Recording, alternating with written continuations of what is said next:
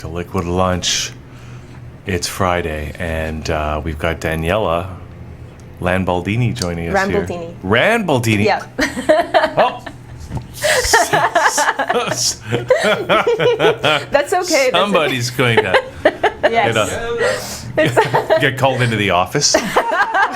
Oh, actually, I got that a lot when I was in high school, so yeah. Really? Why? Were you a medical intuitive even back then? No, I was just a rugrat. What began the transition from rugrat to medical intuitive? Well, it's interesting. I had my first out-of-body experience when I was 3 years old. So I've been very open ever since I was a child, not even realizing it. I thought everyone's experience of life and of the world was the same as mine. So I didn't quite get it. I didn't like rules. I didn't like limitations, and that's hence the rugratness. Oh. I didn't see anything energetically. There were no boundaries, and so I didn't understand why this physical form was so full of limitations. So yeah, there are a lot of things that I pushed every time I felt some sort of limitation, whether it was emotional or physical or rules. I don't like rules, which kind of drove my parents nuts. But at any rate, I was always very open, and then I've always been very fascinated with what life is. I really wanted to know what this body was. I could feel and sense that it was the same as the animals, as the plants, as the rocks, as the earth and the cosmos. Nothing was really that firmly bounded for me. And I also knew that I wasn't from here. There was so much more beyond this planet, and that I came here for a visit, for an experience, and that when I finished this experience, I would leave, and I would still be alive, but just not in this form. Mm-hmm. I would be in a different form. And again, I thought this was just common knowledge for everybody.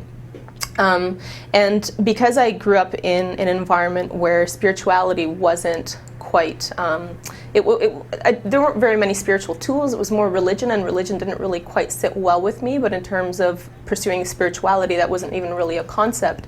So I thought that science was the way to learn about this existence and about life. So I went through years of academia, and always feeling frustrated because it always left me with so many unknowns. And I thought, well, science isn't giving me the answers that I'm looking for. And then I started to explore other things and felt very drawn to natural medicine.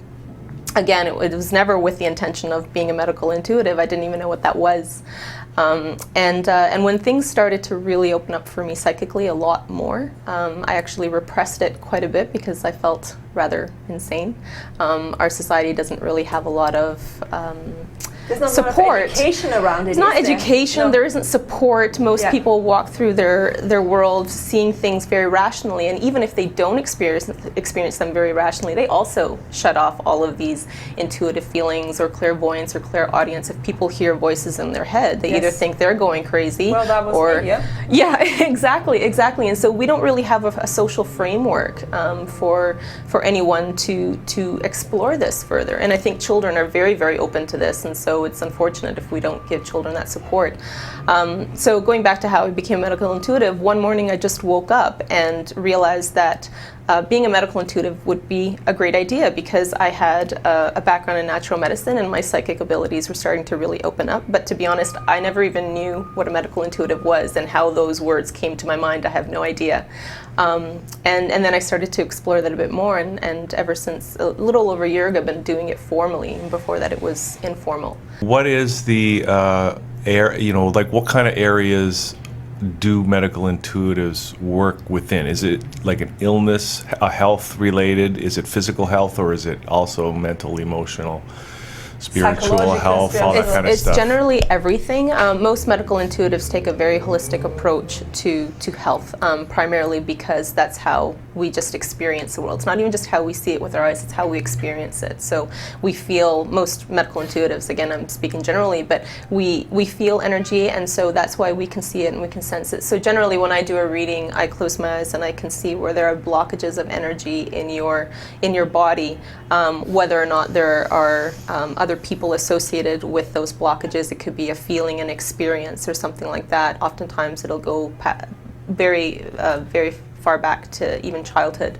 So for you, for example, I do see there's a lot of mother energy in you. So I'm not sure what your relationship was with your mother, if it was tense or if it was extremely tight, but there's a lot of what comes through for you is associated with your mother. So your adrenal glands and your reproductive glands, and especially your breast health, is linked to your mother.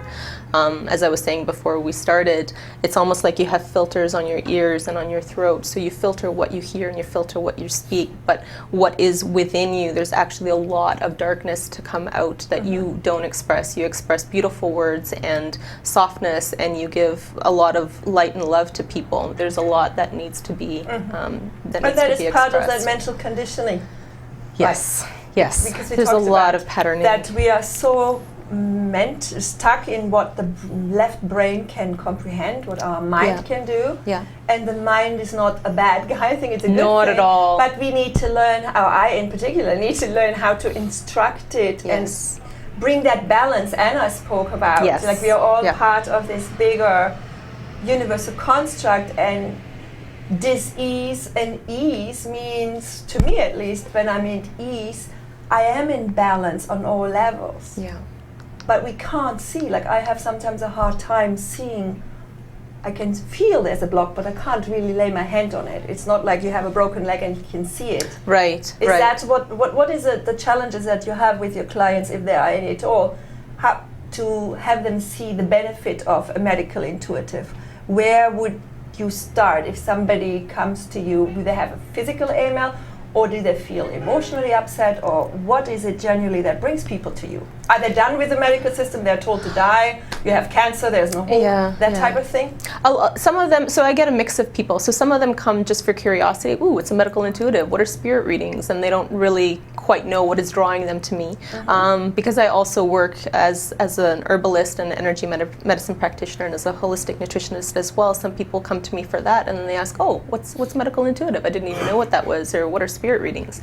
And then we explore that. And then there are some people, like you said, who have just given up on the medical system because there wasn't either enough care or there weren't enough answers of what they were looking for, and they were just kind of going, round and round in a circle, and no one was really giving them answers. And so that's when, they come to me and I start to work with them and tell them, look, there's a lot of emotional stuff that you might be facing and going through, because we can work superficially and I can give you herbs and I can give you diet and lifestyle recommendations and you can do those, but that may still be a little bit of a band-aid solution. So if you really want to explore this and shift things profoundly, then we'll start to work, just as Daja was saying, start to work with subconscious patterning and what is it that you're actually believing and telling your body, because we have this impression that our minds are separate from our body. My perception is that the mind is the entire body. Wherever there's a nervous system, wherever there's a cell, that's the mind. It's not just this ganglionic mass that we have in our cranium. And so when you start to consider things that way, whatever messages that you think may be superficial and up here, if you're saying, body, I hate you, you're not working properly, this part of my body sucks, why can't I be looking like this other person or functioning like this other person? Well, your body then starts to absorb that almost like a command and say, okay, well, this is what you think, this is what we're going to show you. And that's how disease starts to become, or imbalances start to become, very deeply rooted. And it can be quite a journey of deepening self-awareness to start to realize, how to live in this vessel. How do we, and as you're saying, the mind is not an evil thing. I think it's a fascinating tool, but we don't have an instruction manual for it. We all need to figure out our own minds. We all need to figure out our own bodies, and I think that's a really beautiful journey to go on. Can you scan me now? Because I've got some... Well, what I see in you, Hugh, actually is I do see a scared little boy. A little boy who hasn't quite grown up, and I don't mean that I don't mean that in a demeaning way, but there definitely is very much of a little boy in you, and I also see it's your lungs mostly. I'm not sure if you ever smoked or if you lived with a smoker, but lung health is... I've been told that a lot. Yeah. And I had pneumonia when I was like 10 or 11. Okay. And that I don't know if that was a cause or an effect or something. There's a very, like, what I see is you and boys are very timid, very shy, and I did see kind of a weakly thing, but I wasn't sure if so I guess the lungs that's probably why I saw the boys linked to what, the sort of energetic weakness or timidness and lack of boundaries that you had as a boy. Almost like a lack of protection is what comes up. Maybe if it was, it's sort of like subconscious. But I'm resonating with what you're saying. So. Okay. And then there's also some lower large intestine that you want to pay attention to, and it's mostly diet. You definitely need a lot more life-giving foods in your diet. Okay. That was a question I wanted to ask, because people who can hear, see, know so much that may go by somebody who doesn't have that particular skill. How do you kind of shut it off, or how do you not allow yourself to be overburdened by all that you can see, all the input you get? What is your advice to people who may be struggling with that? Yeah, it's not always easy. I've gone when all of this stuff was opening up for me, and I was having a lot of trouble grounding. I would leave my body a lot, and I didn't. Some days I just couldn't go outside because the energy was too intense. I couldn't be around people, and things would attach to me, and I would feel it, and I would feel like sometimes I'd be in public, and I could just feel the anger or the sadness from someone, and because I'm so strongly empathic, it was like. There's just no boundaries between myself and the other person, and I didn't want to walk around feeling other people's pain. I mean, so what do you do? Fun. What is your recommendation that people do? Because I think a lot of young people may really appreciate you commenting on that. Yeah, there are definitely a lot of empathic people without them even realizing it. I'm figuring out my own techniques, but grounding is really, really important. And one thing that I've found very, very important for me was to just get in touch with my own self, understand what my own boundaries are, what my experiences and my feelings and my emotions are, and what my perspective on life is.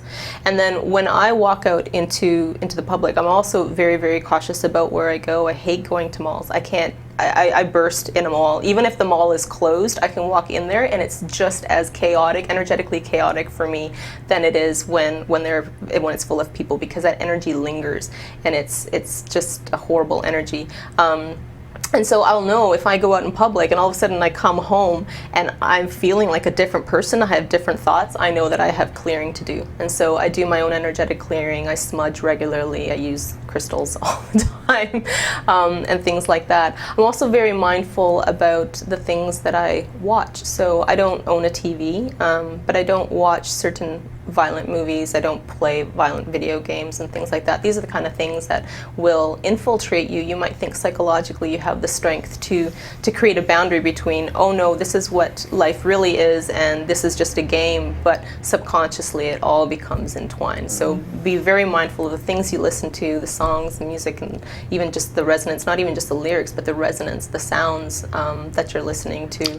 Be very mindful of where you go in public, of the friends that you have, of the melodrama that you might be getting caught up into, and just be very socially selective. And it doesn't have to come from a place of judgment. It's just that this is not nourishing for me. And again, be very mindful of what you eat, because that's also can either raise or lower your vibration. Stay very well hydrated and oxygenated, just very simple things. Well, that is a lot of really good information. Who should think about maybe getting in touch with you? Anyone who's really interested in exploring not just natural health, but a sort of healthy and holistic way of living. There's so many things to touch upon in life, and society doesn't really give us space to blossom and be our own selves. So there are a lot of people who are struggling, and they may have certain symptoms but not realize that it can turn into an imbalance if they don't pay attention to it. So people are having emotional imbalances, people who have curiosities about where their spirit is heading, what they're doing now, what kind of things they could do to prevent deeper imbalances in their body, or even people who have certain imbalances that they'd like to approach on a natural level. Okay, sounds good. All right, so how do people get in touch? So my website is probably the best way to to get in touch with me. So my phone number is there, and also there's my email, and there's a contact page as well. So it's Earth, Moon, Sun, and Earth, Moon, and Sun Herbals.com. all right. And there's also a lot of information on my website too about what a medical intuitive does, what a spirit reading is, about herbal medicine and holistic nutrition, so they can explore all of that if they want to know a little bit more about. For which we'll have you work. back, because today we didn't have even time to talk about medicinal herbs Right. Yes. and the purpose of weeds that are coming out. Oh yeah. So well, that's it's true. we'll do Yeah. another time. Every plant has Right. a story for sure. Yeah. I also do plant spirit medicine, so that's also something that if people are interested in, they can. Wow, very get in touch cool. with me. Yeah. Okay. All right. Thanks, Daniela. Thank you very much. Thatchannel.com.